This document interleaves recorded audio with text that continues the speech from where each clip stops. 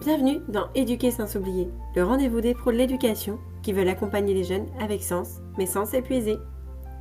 Je suis Marie et je suis passée de l'ado désengagé à la CPE engagée. Ici, on explore ensemble les postures, on partage des outils concrets et on ouvre des pistes pour garder le cap. Pour eux, mais aussi pour vous. Parce qu'accompagner les jeunes, c'est les comprendre, mais c'est aussi apprendre à prendre soin de soi.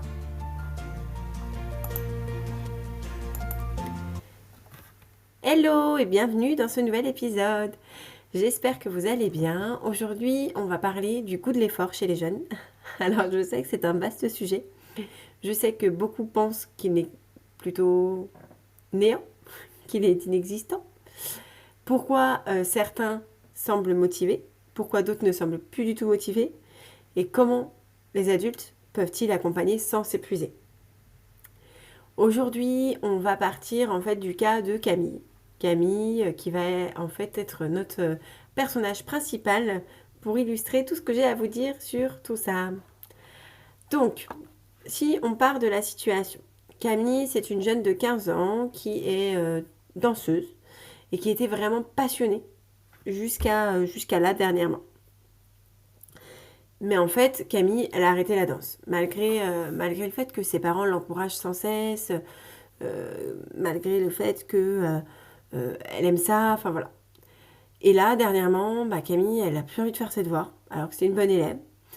Elle ne participe plus aux activités scolaires ou extrascolaires, parce que, alors qu'avant, c'est des choses qu'elle adorait, notamment les activités extrascolaires. Et en fait, les enseignants s'inquiètent aussi pour elle. Pourquoi ? Parce qu'elle est capable, ils ont l'impression qu'en fait, elle ne se met pas au travail, ses parents ont vraiment des grosses inquiétudes par rapport à tout ça. Ils se demandent aussi pourquoi elle a arrêté la danse. Enfin voilà, vous allez voir vraiment tout ça. Là, j'ai décidé de vous donner 3 scènes qui vont illustrer un petit peu mes propos. Et comme ça, on va pouvoir les décrire ensemble. La première scène, elle se passe chez eux, dans la maison de Camille, où en fait Camille est en train de regarder son téléphone, puisqu'elle a un téléphone portable. Et voilà. Sa maman vient la voir et lui dit Camille, est-ce que tu as commencé tes maths, etc. Et Camille soupire un gros coup et lui dit ça sert à rien, de toute façon, je vais encore me planter. Et sa mère, du coup, la regarde un peu inquiète, un peu surprise de la réponse de sa fille. Mais je comprends pas, t'avais réussi le chapitre précédent. Alors pourquoi là, tout de suite, tu penses que tu bloques et qu'est-ce qui se passe, quoi ? Là, dans cette situation-là, qu'est-ce que vous observez ? Quelles émotions, selon vous, ressortent ? Je vous laisse une petite seconde pour réfléchir. Moi, de ce que j'en ressors, je trouve qu'il y a le sentiment de découragement, notamment pour Camille. Est-ce qu'il y a un manque de confiance ? Est-ce qu'il y a une peur de l'échec ? On ne sait pas trop. En fait, une situation ne suffit pas, on est d'accord, pour analyser tout un contexte. Mais voilà, ça peut être aussi, on peut aussi analyser la frustration, l'inquiétude des parents. Aussi le fait de se sentir inutile. Enfin voilà, il y a plein de petites choses qu'on pourrait ressortir sur 3 petites phrases. Mais bon, si on n'a pas le contexte en entier, c'est difficile.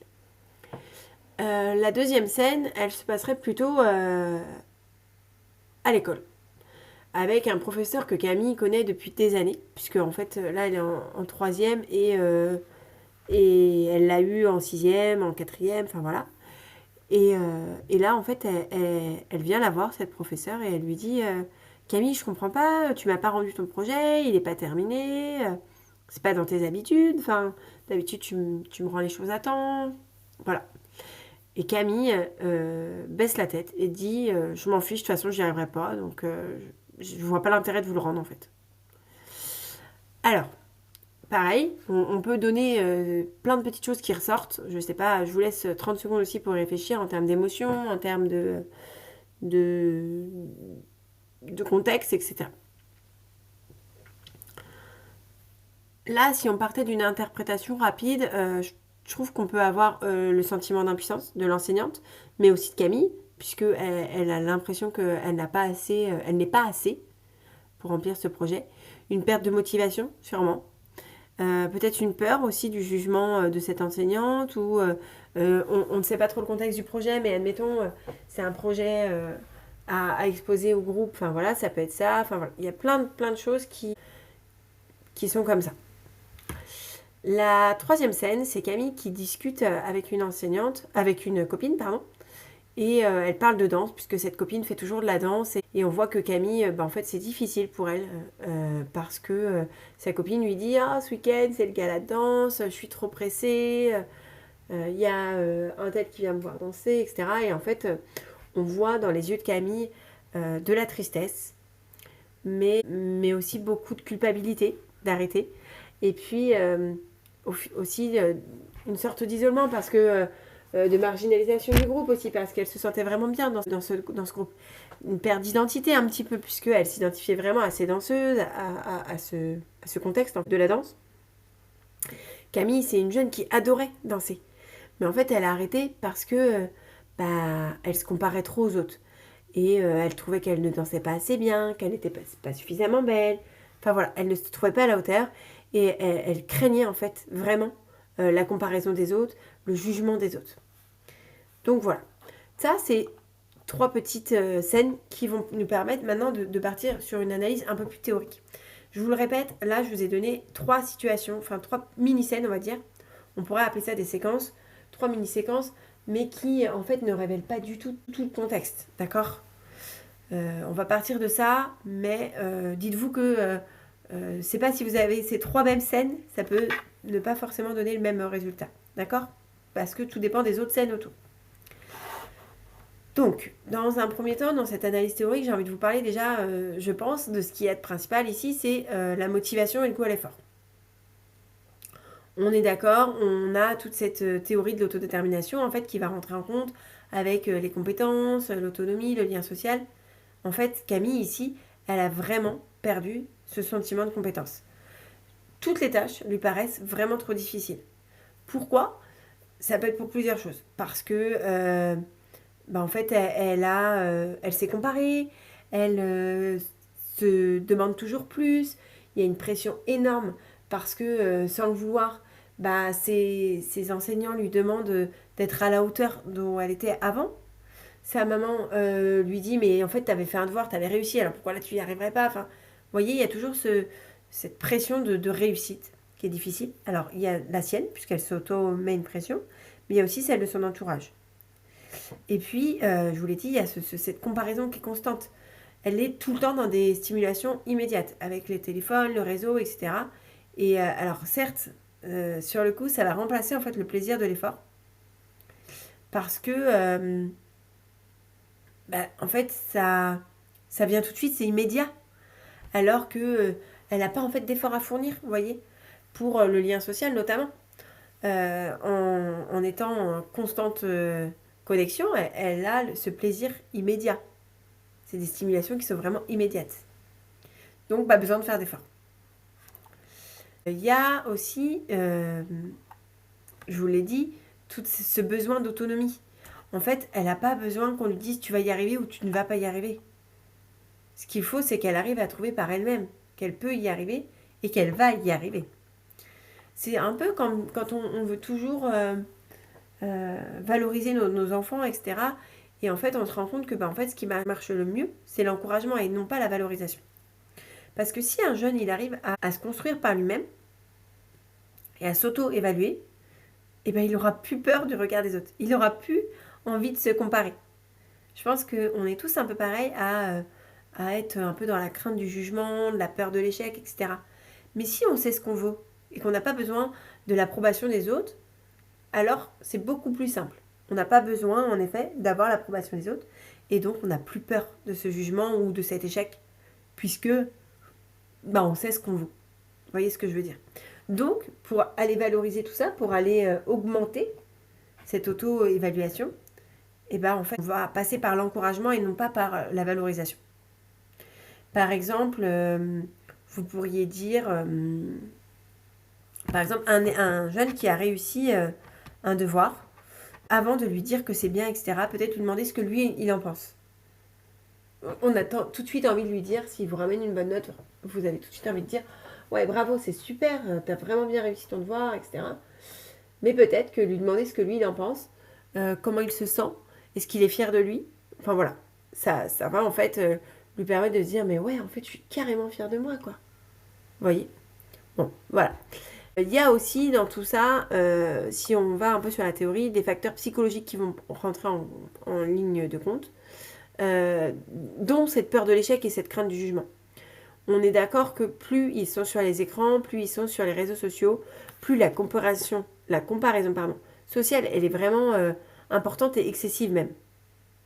Donc si cette comparaison elle est excessive, eh ben les jeunes ils savent plus se situer. Et on revient même, s'ils ne savent plus se situer et donc ne savent plus s'auto-évaluer, alors clairement ils vont être dans la crainte du jugement, dans la peur de l'échec, enfin voilà, plein de choses comme ça.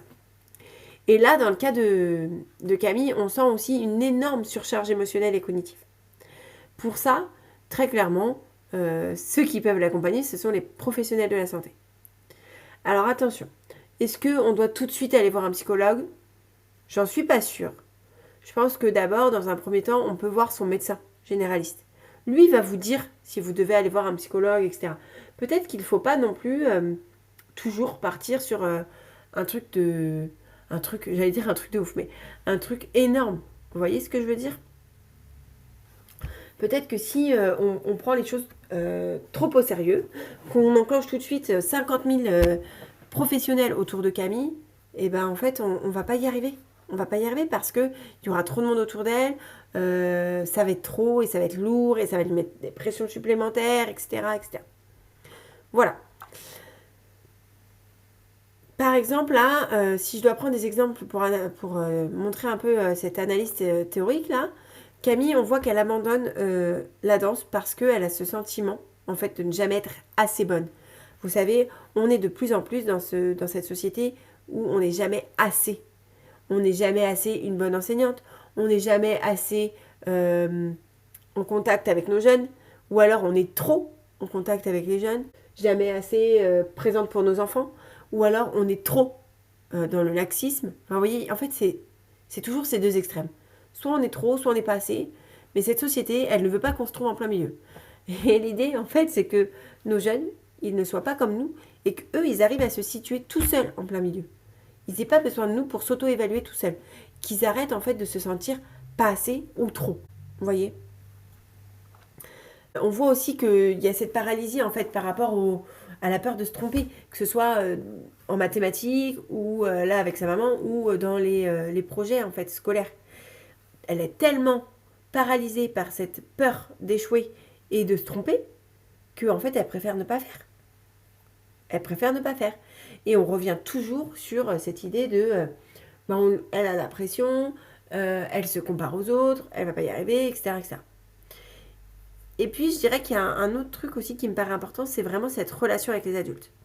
Soit les parents vont être soit dans les reproches, ou soit dans l'inquiétude. Mais ce qui est tout à fait normal, on est tous pareils. Et en fait, je pense que si ils n'étaient pas inquiets ou si ils ne faisaient pas de reproches, par exemple là, l'enseignante par rapport au fait que le devoir n'est pas terminé, ben en fait, on leur dirait vous n'êtes pas assez dans votre rôle. Voyez? Donc, à un moment donné, c'est difficile aussi. Mais par contre, le problème, c'est que tout ça, ça va en fait renforcer l'évitement de Camille. Parce que quand elle va être prise entre deux, entre des reproches, des inquiétudes, etc., encore une fois, elle ne va pas savoir où se placer. Et du coup, on va être vraiment sur de l'évitement. Voilà. Maintenant, je voulais vous parler de quelques petites pistes qui pourraient être en fait mises en place pour Camille, dans ce cas précis. Je vous l'ai dit, il y a cette histoire de valorisation des petites réussites. En fait, chaque petit geste positif reconnu, chaque chapitre terminé. Mais au lieu d'être dans la valorisation, alors il en faut de la valorisation, surtout dans des cas comme ça où en fait le jeune a besoin d'être rassuré. Mais peut-être aller plutôt dans l'encouragement. Au lieu de dire bravo, bravo, bravo, bravo, peut-être dire oh, j'espère que tu es vraiment fier de toi, est-ce que tu es fier de toi, qu'est-ce que ça te fait d'avoir réussi, comme ça, etc., etc. Et après, on passe sur de la valorisation pure. Hein. Après, il y a ce cadre-là, le cadre qu'on va mettre autour de Camille, qui doit être en fait sécurisant et qui doit lui permettre de ne pas sentir sa valeur se réduire. Il faut en fait vraiment lui expliquer que l'erreur, elle est normale Et que c'est pas ça qui va changer sa personne ou qui va réduire sa valeur. Voilà. En fait, j'ai envie de vous... Je sais pas si vous connaissez, je sais plus qui fait ça, mais j'ai vraiment cette image en tête d'une expérience qui avait été faite avec un billet de vin. Vous savez, c'est un enseignant qui prend un billet de vin, qu'il froisse une première fois, qu'il jette et qu'il dise, bah ok, quelle est la valeur de ce billet, quoi. Mais les élèves disent 20. Ok, il reprend, il crache dessus, il le re-chiffonne, etc. Et là, quelle est la valeur? Bah 20, etc., etc. Et en fait, c'est pour montrer que, en fait, l'erreur, elle n'est pas grave. On aura toujours la même valeur. Il faut vraiment réduire cette notion à l'échec qui est souvent vraiment, vraiment source de pression pour nos jeunes. Après, pour moi, l'effort doit vraiment avoir du lien avec quelque chose de concret. Donc là, je dirais que pour Camille, par exemple, il faudrait réussir à relier l'effort à un projet concret. Par exemple, reprendre la danse, trouver une autre activité qui a du sens pour elle, etc. Pour pouvoir en fait redonner du sens à produire de l'effort. Je ne sais pas si c'est très clair, mais pour le redire autrement, plus un jeune va sentir qu'il donne des efforts et que c'est bénéfique pour lui, dans son bien-être, plus il va vouloir en donner. Vous savez, j'ai très très souvent dit cette phrase, d'ailleurs trop peut-être, mais, et ça c'est quelque chose que j'ai répété tout le temps à des jeunes qui n'étaient pas motivés. C'est pas la motivation qui mène l'action, c'est l'action qui amène la motivation. Pour vous donner un exemple concret, si vous n'aimez pas le footing, si vous n'allez jamais courir, vous n'aimerez jamais le footing. Et vous n'aurez jamais envie d'y aller. Moi, j'adore courir, j'adore courir. Pour autant, il y a plein de fois où j'ai pas la motivation. Et en fait, c'est l'action. Donc le fait de me mettre en action et d'aller courir, qui après me donne une motivation de dingue et qui me permet de courir plusieurs kilomètres. Vous voyez? Donc voilà. Et puis qui me permet de me dire, en fait, mais à chaque fois, tu te sens bien. Donc vas-y, fonce. Ok, fais l'action et après, tu auras ta motivation. Et c'est comme ça que ça marche. On parle aussi un peu, c'est sûr, de, de discipline en fait. Mais je trouve que c'est quand même en passant à l'action qu'on a la motivation. Voilà. Après, il y a cette histoire de rythmer et de séquencer en fait. Ou de segmenter, comme vous voulez séquencer, segmenter les tâches en fait. Par exemple, vous pouvez lui dire, ok, bah là on va se mettre ensemble sur ton devoir de maths pendant 10 minutes. Après, on fera une pause. Là, pendant cette pause, bah, vous balancez à balle d'encouragement et de valorisation. Et après, on reprend. Et puis, il y a votre présence. Et ça, je pense que c'est la plus grosse piste pour accompagner Camille. La présence d'un adulte qui se sent bien, qui est équilibré, qui est stable, qui va en fait être disponible, mais sans forcer. En fait, c'est pas l'adulte qui va lui dire toutes les 5 minutes t'es sûr que ça va, t'es sûr que ça va? Parce que là, ça marche pas. Enfin, clairement, en fait. Au contraire. Au contraire. On creuse le fossé entre Camille et vous, là, si vous faites ça. On va poser des choix plutôt que de les imposer. On va être disponible. Bah, ça, je l'ai déjà dit, mais on va écouter. Enfin, voilà. Plein de petites choses dont on a déjà parlé sur la posture éducative, mais je pense que c'est important aussi. C'est une clé pour la motivation de nos jeunes. D'accord? Par exemple, vous pourriez lui dire Camille, on commence juste 10 minutes de maths ensemble, on voit comment ça se passe, et si tu veux arrêter, on s'arrête après. Voilà. Peut-être que au bout de 10 minutes, vous allez vraiment vous arrêter. Mais c'est pas grave en fait. Parce que d'une, elle aura ce sentiment de maîtrise. C'est elle qui reprend les rênes de son traîneau. C'est elle qui reprend les commandes, qui reprend le volant de sa voiture. Ça va lui redonner confiance et motivation. Parce que ce sera sa responsabilité. Il faut vraiment, alors je le dis aussi tout le temps, hein, je sais, mais redonner la responsabilité à chaque personne. C'est comme ça que on se motive aussi. Vous voyez, hein, c'est beaucoup de cercles en fait. Hein, parce que si on responsabilise le jeune, bah, il va mieux, il a plus de motivation, bah, il prend sa responsabilité, vous fatiguez moins. Enfin voilà. Il faut être là, mais donner sa responsabilité. Voilà. Alors ça, c'est pour le cas de Camille. Maintenant, si on devait prendre des conseils généraux pour les adultes en fait qui accompagnent des jeunes en perte de motivation, je pense que déjà, avant toute chose, il faut observer. Avant même de mettre des mots, observer. Observer, ça va vous permettre déjà de comprendre avant même de juger ou de mettre des mots sur ce que vous voyez. Après, il faudra bien sûr célébrer chaque effort, même les tout petits. Célébrer, valoriser, encourager, ce que vous voulez. Mais en tout cas, voilà. Il faut mettre du plus, plus, plus, plus, plus. Après, on va essayer aussi de décomposer les choses et de les relier en fait avec des efforts, avec un objectif comme je vous.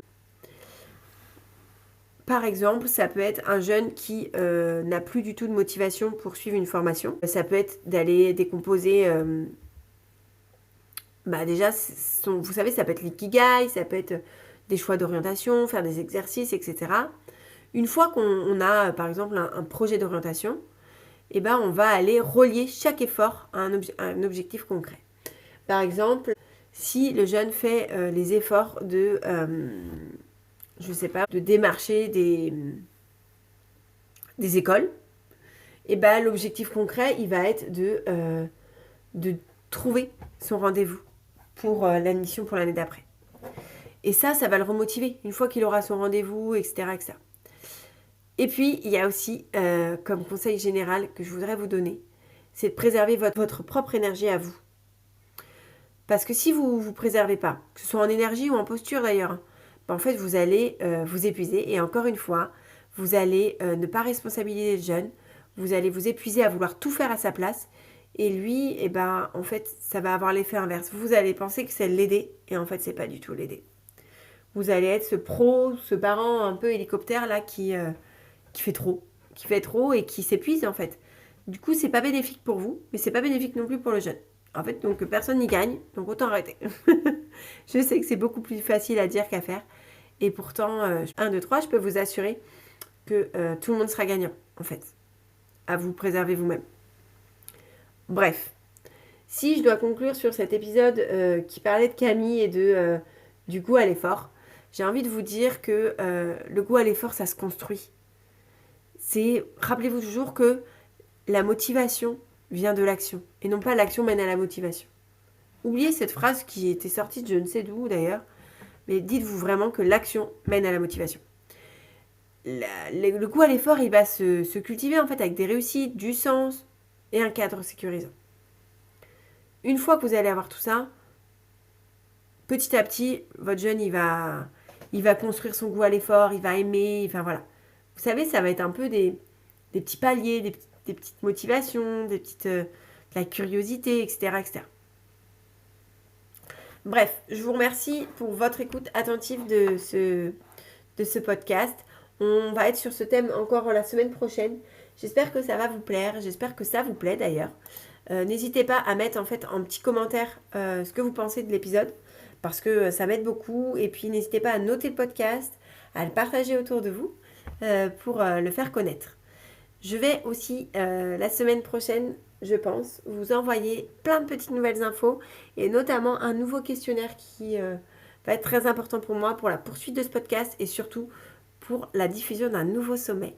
Je vous en dis pas plus pour le moment.